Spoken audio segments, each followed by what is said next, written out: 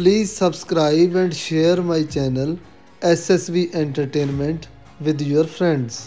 दोस्तों, चर्चा प्रोग्राम में आप सभी का बहुत बहुत स्वागत है। आज हम इस प्रोग्राम में बात करेंगे भारत के मशहूर ठग नटवर लाल की, जिसका असली नाम मिथिलेश कुमार श्रीवास्तव था। उसका जन्म 1912 में बिहार राज्य के सिवान नाम के ज़िले में बंगरा गांव में हुआ था। नटवर लाल एक प्रसिद्ध भारतीय शख्स था जिसने ठगी करते हुए ताजमहल, लाल किला, राष्ट्रीय भवन को एक बार नहीं बल्कि कई बार सरकारी कर्मचारी बनकर बेच दिया था। दोस्तों, नटवर लाल का जन्म सिवान के बंगरा गांव के एक रईस जमींदार रघुनाथ श्रीवास्तव के घर पर हुआ था। मिथिलेश कुमार से नटवर लाल बनने की दो अलग अलग कहानियां हैं। पहली कहानी के मुताबिक बिहार के सिवान के बंगरा गांव का रहने वाला मिथिलेश कुमार धनी जमींदार रघुनाथ प्रसाद का बड़ा बेटा था। मिथिलेश पढ़ने में एक औसत दर्जे का स्टूडेंट था। पढ़ाई के बजाय फुटबॉल और शतरंज में उसकी रुचि ज़्यादा थी।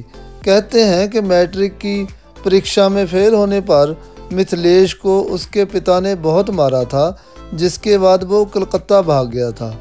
उस समय उसकी जेब में सिर्फ 5 रुपये थे। कलकत्ता में मिथिलेश ने बिजली के खंभे के नीचे पढ़ाई की। बाद में सेठ केशवराम नाम के एक व्यक्ति ने मिथिलेश को अपने बेटे को पढ़ाने के लिए रख लिया। मिथिलेश ने सेठ जी से अपनी पढ़ाई पूरी करने के लिए कुछ पैसे उधार मांगे, जिसे सेठ जी ने देने से मना कर दिया। सेठ जी के मना करने से मिथिलेश इतना चिढ़ गया कि उसने रुई की गांठ खरीदने के नाम पर सेठ जी के साथ ही 4,500 रुपये की ठगी कर दी। दूसरी कहानी ये कहती है कि एक बार मिथिलेश को उसके पड़ोसी सहाय ने बैंक ड्राफ्ट जमा करने के लिए भेजा। वहाँ जाकर मिथिलेश ने अपने पड़ोसी के दस्तखत की हूबहू कॉपी करना सीख लिया। उस समय मिथिलेश को पहली बार लगा कि वो जालसाजी का काम कर सकता है। उस दिन के बाद से मिथिलेश कुछ दिनों तक अपने पड़ोसी के खाते से पैसे निकालता रहा। जब उसके पड़ोसी को इस बात की भनक लगी, तब तक मिथिलेश उसके खाते से 1,000 रुपये के करीब निकाल चुका था। पता चलने के बाद मिथिलेश कलकत्ता भाग गया और वहां जाकर कॉमर्स में उसने ग्रेजुएशन किया। साथ ही शेयर बाज़ार में दलाली का काम भी करने लगा।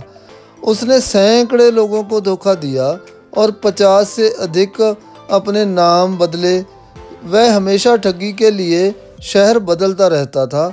लोगों को धोखा देने के लिए हिंदी नावलों से पढ़कर आइडिया इस्तेमाल करता था। दोस्तों, नटवर लाल के और कारनामे सुनने से पहले प्लीज़ आप मेरे चैनल को सब्सक्राइब तो कर दो यार, और साथ में अपने दोस्तों के साथ शेयर भी कर देना।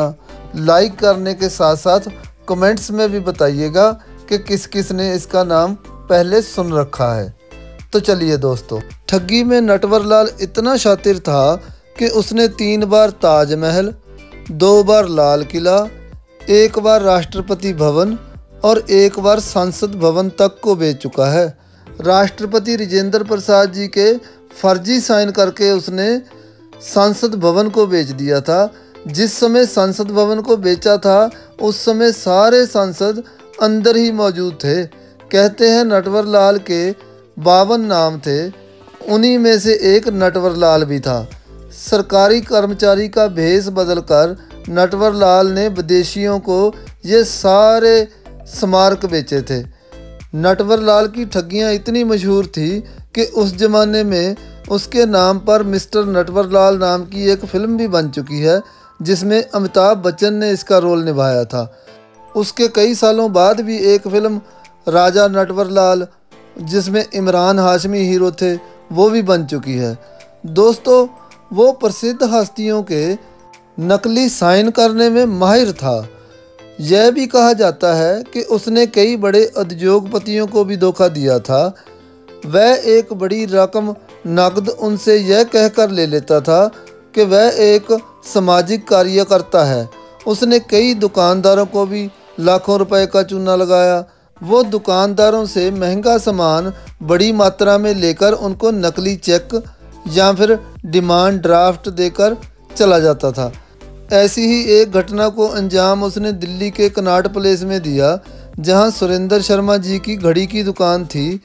एक दिन सफ़ेद कमीज और पैंट पहने एक बूढ़ा आदमी घड़ी की दुकान पर पहुंचा और खुद का परिचय उसने उस समय के वित्त मंत्री नारायण दत्त तिवारी का जो पर्सनल स्टाफ था DN तिवारी के रूप में दिया और दुकानदार से कहता है कि प्रधानमंत्री राजीव गांधी के दिन अच्छे नहीं चल रहे हैं, इसलिए उन्होंने पार्टी के सभी बड़े लोगों को समर्थन के लिए दिल्ली बुलाया है और इस बैठक में शामिल होने वाले सभी लोगों को वो घड़ी भेंट करना चाहते हैं, तो मुझे अपनी दुकान से 93 घड़ियाँ दे दीजिए। दुकानदार को पहले तो उस आदमी की बातों पर शक हुआ, लेकिन एक साथ इतनी घड़ियाँ का ऑर्डर देखकर उसको खुद भी लालच आ गया। अगले दिन वो बूढ़ा आदमी घड़ियाँ लेने फिर आ गया। दुकानदार को घड़ी पैक करने की बात कहकर वो उसके एक स्टाफ को अपने साथ नॉर्थ ब्लॉक, ये वो जगह है जहां प्रधानमंत्री से लेके बड़े बड़े अफसरों के ऑफिस होते हैं, वहां ले गया। वहां उसने स्टाफ को भुगतान के तौर पर 32,829 रुपये का एक बैंक ड्राफ्ट दे दिया। 2 दिन बाद जब दुकानदार ने ड्राफ्ट जमा किया तो बैंक वालों ने बताया कि वो ड्राफ्ट तो नकली है। फिर दुकानदार को समझ आया कि ये बूढ़ा आदमी कोई और नहीं, नटवर लाल ही था। दोस्तों, उसके बाद वो कभी वित्त मंत्री BP सिंह, तो कभी वाराणसी के जज का नाम, तो कभी UP के CM के नाम पर अलग अलग शहरों में दुकानदारों को चूना लगाता रहा। नटवर लाल को 9 बार गिरफ्तार किया गया था, लेकिन हर बार वो जेल से भागने में सफल हो जाता था। उसे जालसाजी के 14 मामलों के लिए दोषी ठहराया गया और उसको 113 साल की सज़ा सुनाई गई थी, लेकिन उसने उसमें से मुश्किल से 20 साल जेल में बिताए। आखिरी बार जब उसे 1996 में गिरफ्तार किया गया था तो उस समय उसकी उम्र 84 साल की थी, लेकिन वह पुलिस को चकमा देकर फिर भाग गया था। उस समय वो व्हीलचेयर का प्रयोग करता था और उसे कानपुर जेल से दिल्ली इलाज के लिए अस्पताल लेके जाया जा रहा था। नई दिल्ली रेलवे स्टेशन पर मौका पाकर वो गायब हो गया था। उसके बाद उसे 24 जून 1996 को पुलिस ने अंतिम बार देखा था। उस तारीख के बाद उसे फिर किसी ने कभी नहीं देखा। नटवर लाल को अपने किए पर कभी भी कोई शर्मिंदगी नहीं हुई। वो अपने आप को रॉबिन हुड मानता था। उसका कहना है कि अमीरों से लूटकर मैं गरीबों को देता हूँ। उसका कहना ये भी था कि मैंने कभी कोई हथियार इस्तेमाल नहीं किया, कभी किसी को मारा पीटा नहीं। लोगों को बहाने बनाकर या उनको कोई लालच देकर उनसे ठगियां मारी हैं और लोग पैसे दे देते थे। इसमें मेरा कोई कसूर नहीं है, ये तो उनका कसूर है जो मूर्ख बनते थे। आखिरी बार नटवर लाल बिहार के दरभंगा रेलवे स्टेशन पर देखा गया था। उसे देखने वाला बिहार पुलिस का एक थानेदार था, जिसने ये बताया कि जब वो सिपाही था तब उसने नटवर लाल को जेल में देखा था, इसलिए वो उसको पहचानता था। लेकिन जब नटवर लाल ने देखा कि उसने मुझे पहचान लिया है, वो मौका पाकर वहाँ से गुम हो गया था। पर थोड़ी देर बाद वहाँ पास में खड़ी एक मालगाड़ी के डिब्बे से नटवर लाल के उतारे हुए कपड़े मिले और गार्ड की यूनिफॉर्म गायब थी। दोस्तों, नटवर लाल के वकील, जिसने 2009 में अदालत में ये कहते हुए अर्जी डाली थी कि नटवर लाल की मृत्यु 25 जुलाई 2009 को हो चुकी है, इसलिए अदालतों में जितने भी केस नटवर लाल के खिलाफ चल रहे हैं उनको तुरंत खारिज कर दिया जाए।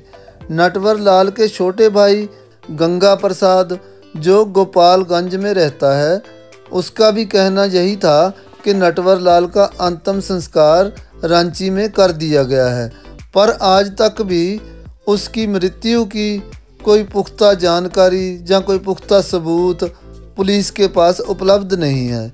दोस्तों, इस भारत के मशहूर ठग ने अपने जीवन में 2 बार शादी की और उसकी एक बेटी भी है। तो दोस्तों ये थी कहानी नटवर लाल की।